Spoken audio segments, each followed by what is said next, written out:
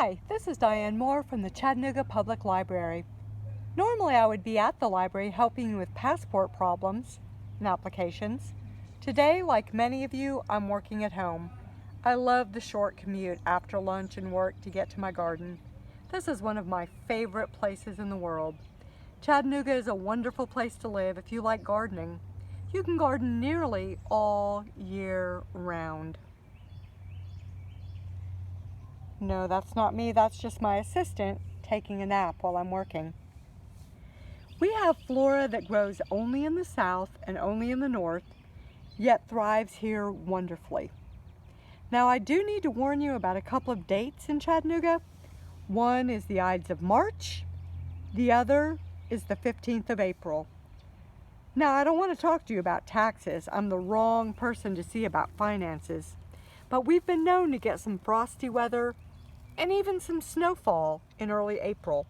So anything that you have to plant that likes warm temperatures, please hold on to it until after the 15th of April. I know this past weekend was amazing and we're all ready to plant vegetables and flowers and enjoy the outside, but just hold off a couple of weeks longer. This little baby is a pea shoot. I planted these a week and a half to 2 weeks ago, right before all those big rains, and they're up. They're about 1 inch tall, and they are adorable, if I don't say so myself. However, if you're an impatient gardener, or you would like your seeds to have an easier time breaking through those little seeds, then I have a tip for you. Now, I've not been to the ramen place. This is not the kind of dirty end of my tapioca drink. And I'm also not going to get out toothpicks and build something cute to show my mom later. A jar, a bowl, a cup, whatever you have available. Put your seeds in, pour a little bit of water over them, lukewarm water. You don't want boiling water, certainly, unless you're trying to make soup out of them. Leave them for 12 to 24 hours. Overnight's fine. If you have a little bit more time that you need to leave them in there, that won't hurt them at all. When you go to get your seeds, you'll see instead of the hard, dry little seeds, you have fat, fluffy, moist seeds. They'll sprout quicker, and it'll also make it easier for the little bits inside to make their way out of the seed.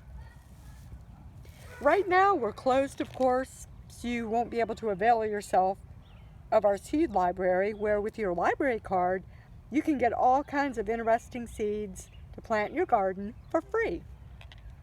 Right now, you'll have to rely on online or nurseries that are open, as they do consider food and things that you need to plant as essential services. There are so many things that you can plant and do out in your garden. Please get out there, enjoy the fresh air, get ready to enjoy your crop of peas or whatever it is in a few weeks. Nothing tastes better than something you've grown and picked right out of your garden yourself. Enjoy, and I'll be talking to you again soon.